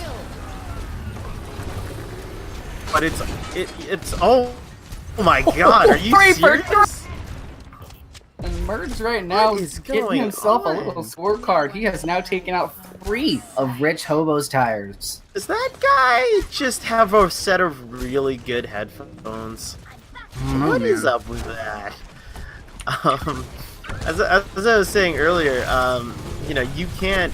You know, I completely forgot what I was saying. I'm just in awe of Merge's play right now. Right now, Baked Chicken and Lieutenant Dodge both on pretty mobile heroes, looking to punish how much space is between spawn and payload. Ada getting there, getting a little bit separated from the rest of the team. You will see Baked Chicken take Buzzing Faces out in the back line, and Rich Hobo just gonna bug the crap out of that Zenyatta, taking him out of the fight. Quick gonna be able to help up at the end, but right now what we're seeing is Power Naps just completely punishing how much space Burn has to make up in order to get to the payload, and we might be seeing a 5th map here. Do you think that if this goes to a map 5, that the game now tilts into Power Nap's favor? Yes. Ow. Mainly because we're starting to see, you know, once you get into the 4th map, the 5th map, that's when you start to see fatigue, burnout, so on and so forth. And we've only seen Power Nap get better as the days gotten longer. And that has not been the case for Burn so far. Well, they're up 2 right now. We'll see if they can do anything with it. It's just the tanks at front. Yep, they've got about 15 seconds left to push the payload into point 2 to grab themselves an extra minute and a half. Commander Yuri with a really good switch onto that Farah, having to deal with Lieutenant Dodge, however, on the Hammond in the back line. Can't really do much on that bridge. Pink Central made the correct play here in just retreating instead of trying to stall it out. But, I mean, the big deal here, the story of this Streets phase has been the clock. You know, it now heavily tilts in favor of Power Naps, and there's not anything that Burn can do about it, right? They'll make this push, they'll get there, but at the same time, what are you supposed to do? You know what I mean? Like, you're down nearly 5 minutes, right? 4 minutes, and this is going to take at least, in best case scenarios, a minute to get to the end there. I think I come out don't with see. cheese on the defense. And you just you try your hardest right there. Maybe a Torbjorn and a Bastion. Symmetra? Maybe. Not that I condone it, but that's what you have to do. First things first, they gotta worry about getting this to 0.3. They're doing a pretty good job of battering up Baked Chicken's shield. He's gonna go ahead and charge on in, but now that's a Reinhardt that's way out of position, looking to punish, but not able to. They've lost their Reinhardt themselves. Edix was no longer there. So the entire team of Burn is gonna have to sit there and wait for their Reinhardt. And they're gonna only have about 35 seconds for what will be their final push. It's worth noting here that Burn was not in a position to capitalize, but had they had an extra man or two, that would have been that would have been the push that defined it, right? They may have gotten the end there. Yeah, if you can stagger it on just a little bit further. Oh, speaking of the stagger, Baked Chicken's gonna get hit with that nano, but Lieutenant Dodge coming in with those beautiful dragons, which will de-sue Prez Gamer, allowing Ping Central to clean it up. And with 12 seconds left, there's not much hope on the horizon for Burn. They're looking to get pushed to a map 5 and possibly take their first loss of the season. Oh my! All the King's horses and all the King's men could not put Burn on the payload again. What was that? We are going to game 5. What do you think is going on? I think right now this matchup is going down to almost pure mental fortitude. We saw these two teams on Lijiang. Burn ended up winning out because they played the better GOATS composition throughout the map, but it was not an easy win. They were 1 for 1 at the beginning, and then on the second map, I believe the final score was 97 to 100 on the control. So it really is anyone's game. And now that we're in the 5th map, fatigue is beginning to set in. Communication might be breaking down a little bit. So whichever team can really pull it together, hunker down for this final map of Oasis, that's gonna be the winner. And I do expect to see Commander Huey on the Pharah.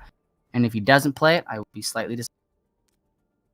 I mean, this is one of those scenarios where you don't know what they can come out with. Like I said earlier in the cast, there is a ton of stuff you can do on Oasis. Oasis is such a broad sort of map set. Like, it has so many features. It has high ground, it has open space, it has sight lines, it has basically anything that you want to play as available.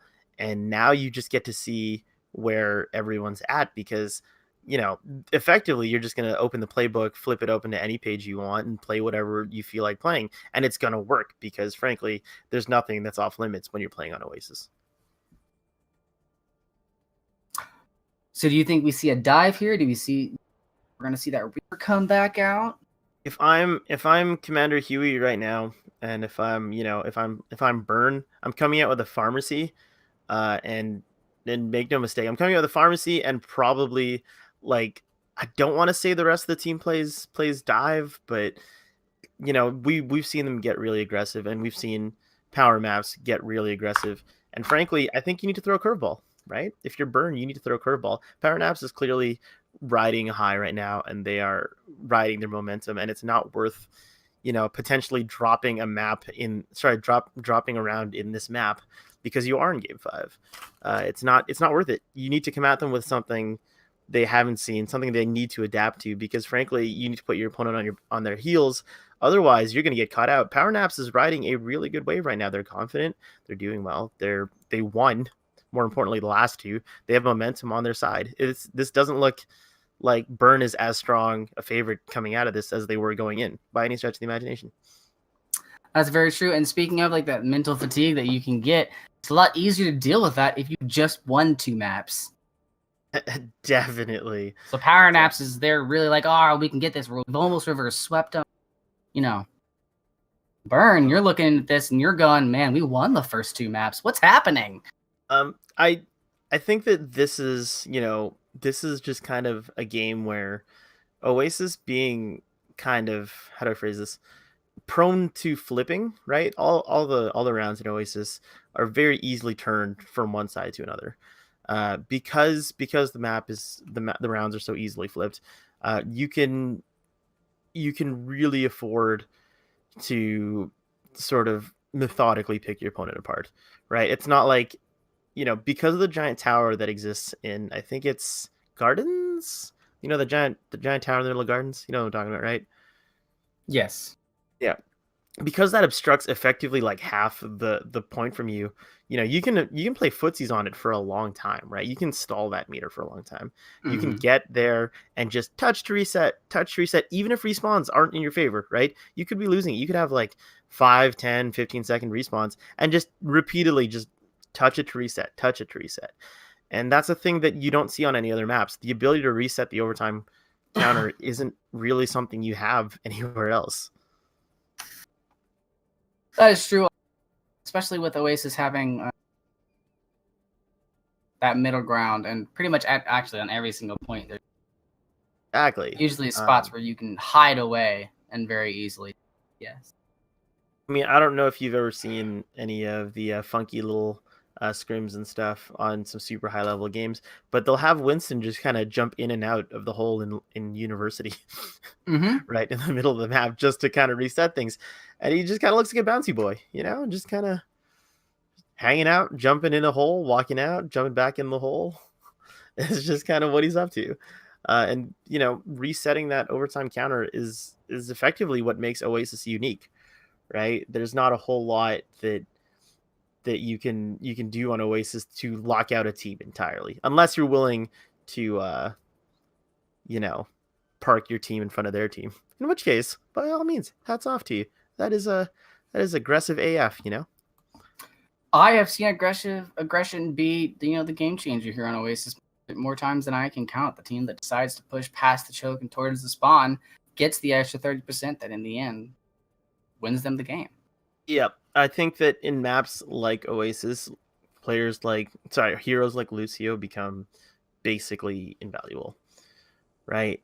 Because, you want that speed. These aren't exactly short walks to the point. I mean, yes, they're exactly the same on both sides, but it's not like both sides have it, blink and you'll miss it. They're at the front door.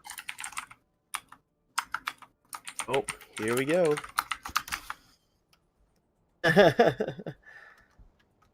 I too would like to talk trash.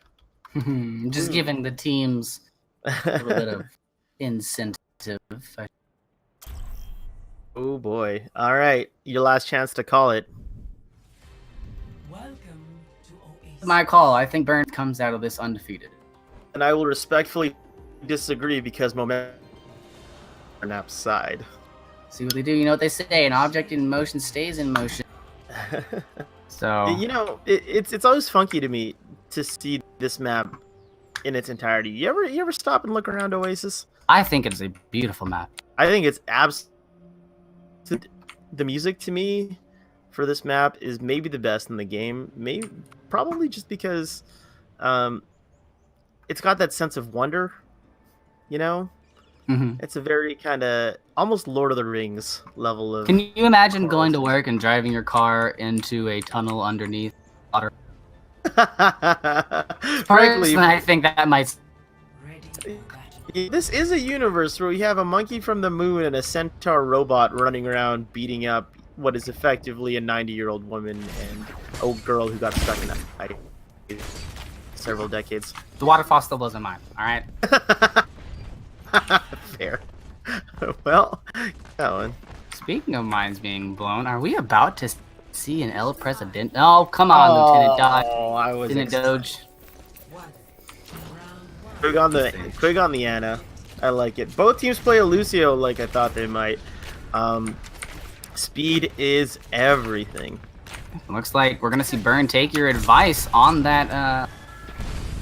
The only person who can really do anything to that Fair in the Sky will be Quig on the Ana, and that'll take away from her being able to heal.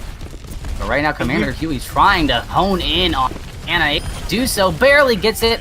Aidic's gonna go ahead and follow up on the rest of the damage, and that's gonna open the door for Burn. Looks like they will easily get this first take off the back of Commander Huey in this pharmacy. I mean, I want to say it was one of those things where, I called it, but in reality, they could have come out with anything, right? They could have come out with basically, you know, a GOATS lineup for all I know. And now Pink Central is going to suffer the fate of all divas who get DMAC'd in 6 people. The infinite stagger. Yep. Oh, what a way to go. Woof. So we're sitting here now. Burn needs to. Sorry, Power Naps needs to come out of the door with something different here. What do you think they're gonna do? You know, you need to do something about this Pharah. I like the option of bringing Rich Hobo out on the Pharah. Maybe you want to see Quig switch over to the Mercy so you can have that pharmacy. Because Commander Huey will beat Rich Hobo in the sky every time. I mean, it's not exactly one of those scenarios where a Pharah counters another Pharah, but it does pull resources away. Speaking about a Pharah countering another Pharah, Rich Hobo cannot find any free space to play around. Commander Huey continuously hitting him with the direct rockets, has the barrage ready to go, so if his team begins to lose this fight, he's able to kind of bring them back in and keep them in it. Self-destruct not going to land on deaf ears, not going to find anybody. Commander Huey's looking for a big barrage back onto the supports. He finds the Hanzo, finds the Ana. He gets hit with the anti-nade and gets taken down, but not before taking 2 people out of the fight. So now you got Edicts with that Primal Rage keeping everything going for Burn as Power Nap tries to get themselves a little bit of an edge up in this fight, but Merge is not going to let that happen. Using that Death Blossom to take out that Lucio. McNaney not going to be able to survive for very long, and now you're seeing Power Naps retreat once again. And with 83%, you're in dire straits. What do? You got 4 ultimates. I mean, you gotta start cashing the checks, right? It's worth noting here that Quig got caught out in the same position twice, right behind that fence surrounding point. It may be something worth noting, but if you're gonna hang out in that spot, you really need to have protection, right? Your back is literally against the wall in that scenario. Speaking of protection, Commander Huey taking out Rich Hobo because he wasn't looking above him. I mean, I'm a Pharah. Why would I look above me? Well, there's another Pharah on the map, and that Pharah is tearing apart your team. Commander Huey doing a great job.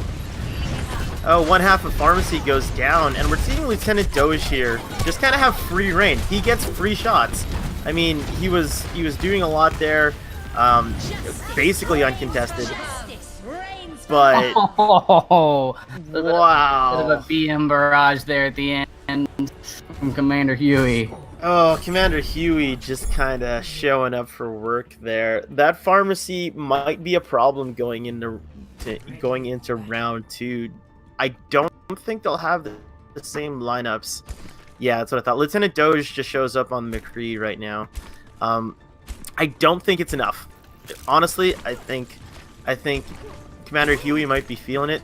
I think that, you know, that last game was an example of really good Pharah play on his end, and I don't think a solo Lieutenant Doge on a McCree is going to be enough. I will say that University doesn't lend to Pharah as much as the previous map does. So the Discord and the McCree just might be enough, because it's going to be pretty predictable to where the Pharah is going to be. Not really any surprise play or vast open areas for you to manipulate. Yeah, worth noting here that Pink Central doesn't really have a follow-up to his Graviton. I'm genuinely curious as to what the call is here. Well, maybe use that to just build up Brooklyn or Baked Chicken's ultimate. They will be coming from beneath, seeing if they can find any purchase with that. But they're going to lose Rich Hobo pretty early off in the fight, and that's an integral part of your GOAT's composition. Buzzing Faces as well, meeting an early demise. But it's going to be Commander Huey coming in big onto Pink Central. But there it is, Lieutenant Doge doing his job on the McCree, taking out the Pharah, following it up with the kill onto the Bosco on that Mercy. So you're going to lose 2 members off of that kill there. You got a Baby Diva on point that's not going to do too much. You know, I'm getting real sick of eating my words here. You know, I hope you were hungry.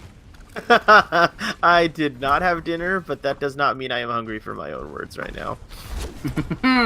Well, if you were hungry, these teams are feeding up a big old buffet of Caster's Curse. But Power Naps is going to be the first one to take the point, so we're seeing a similar thing. Last time we were on a control point, Burn won first, Power Naps won second. So we'll see if Burn's able to back in. I think it was absolutely necessary that they win this first. They got 100 to nilled on the previous map, and on my end of things, it was absolutely essential. Oh no! Ooh, beautiful job from Lieutenant Doge to go ahead and take out Prez Gamer with that Deadeye. it was absolutely necessary that that Power Naps win this first take because, frankly, you know, they got 100 nilled on the previous one, and you don't want to come out that and then lose the next map immediately on the first push. And you've already pushed them to an map 5, so you can't get completely steamrolled. You really do have to put up a fight. I am a competitive person. I don't care about a map 5. I'm here to win. And we'll see if Burn's able to find themselves a little bit of extra tank. Now, they don't have any ultimates up. They're walking into a Shatter and a Transcendence. They do get the initial pick. Uh-oh. So we'll see what Commander Huey can get with the Riptire. It does get spotted out, but it's not going to do too much. Rich Hope Merge getting into the back line, finds the kill onto Quig on this, and Burn has a massive player advantage. Big Chicken trying to tip the scales and loses. He loses the Shatter. He tried to Shatter a little bit foolishly on his own, and he got killed in the animation. So we are effectively in one fight territory now for Team Power Naps. I mean, you might get a couple extra staggers on it, but watching this go down, I think it's important that Team Power Naps come in for the high ground. Because if they come in looking to brawl in the bottom, yes, here they go. If they come in looking to brawl, it does not end well for them in this position. But they did take the high ground, so huzzah. Yep, they will have that. Yep, they have that rally as well, so they're going to pop that with Rich Hobo and get straight on into the action. There goes the Graviton to get the entirety of Burn put up there. Merge going ahead and stopping or using that Jedi, but it's going to get stopped. There goes the Shadow from Edicts trying to get Rich Hobo, but that Transcendence from Quig keeping everybody alive as Baked Chicken just goes on a tear throughout the point. They're going to very quickly turn this back over to their side, so they're going to be 83% and counting. I mean, you know, that was one of those fights where everyone pressed Q and whoever won. I think it's worth noting here though that this is it, right? You wanna show up for work. Now's the time to do it. Baked Chicken, ooh, trying to get a sneaky Shatter, and he's gonna go ahead and land it, putting Bosco down. But Edicts with a beautiful 180 charge onto Baked Chicken. So they're gonna draw the sound barrier out from McNaney. Lieutenant Dodge still has that Deadeye. Looking for a good option to use it. He's over there on the right, battling with Commander Huey, but Commander Huey is going to be the one coming out on top of that fight. There you go, on to Ping Central. He's the last person on point, waiting for respawns to come back in. Big Chicken had to switch over to the Hammond to make sure that he could get back into the fight. Beautiful purple nade coming out from the Ana. Edicts and Merge going to eat that up and change the point back into their possession. Only 99% built up for Power Naps, so only one more fight necessarily for them, but a lot of ultimates for Burn. That was a fight-winning grenade. That I'm gonna go ahead and say it. That was a fight-winning grenade. That was huge, and I think that they were able to. They would have been able to stall for so much more percent had they been able to keep their supports alive. But that grenade did it. Ooh. See if another explosion can help out. Commander Huey on the Riptire does find McNaney, so that will halt the push for now. All they're going to be able to do is play poke battle until that Lucio returns. So they're going to build up to about 84% before that happens. If I'm Burned, I'm going to take the high ground here. I don't understand why they're fighting so low at the moment. You know, they have the EMP, so maybe it's a bit of a bait and switch kind of situation.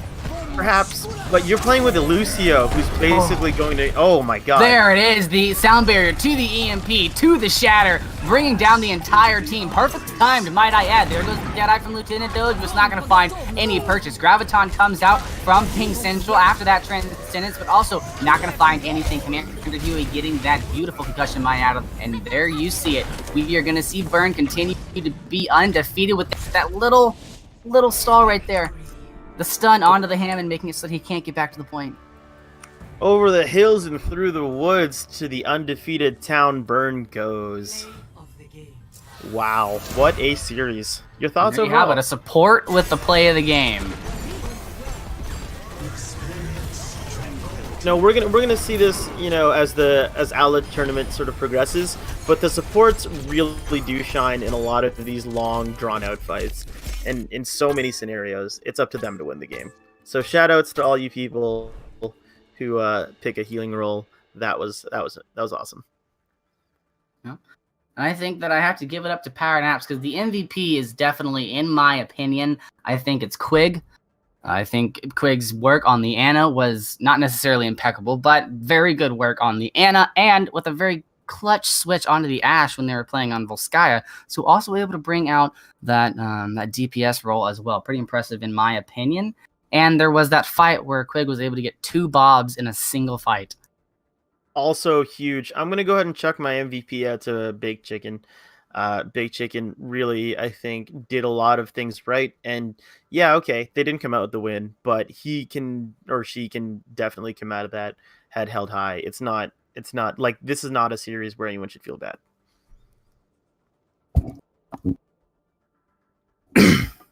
I think that's going to be it for us here in the first Majors match. Is there any last final words you'd like to say to the teams?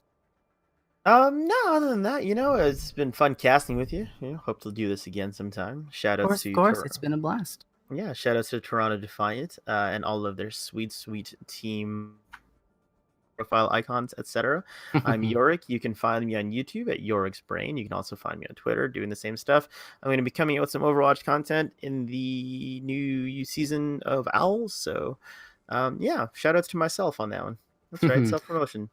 Also, big shout out, of course, to the Owlet tournament and all of the directors and admins and tournament support that bring this to you guys. Absolutely I'm Shadow24. You can find me on Twitch, Twitter, and everything, just like that.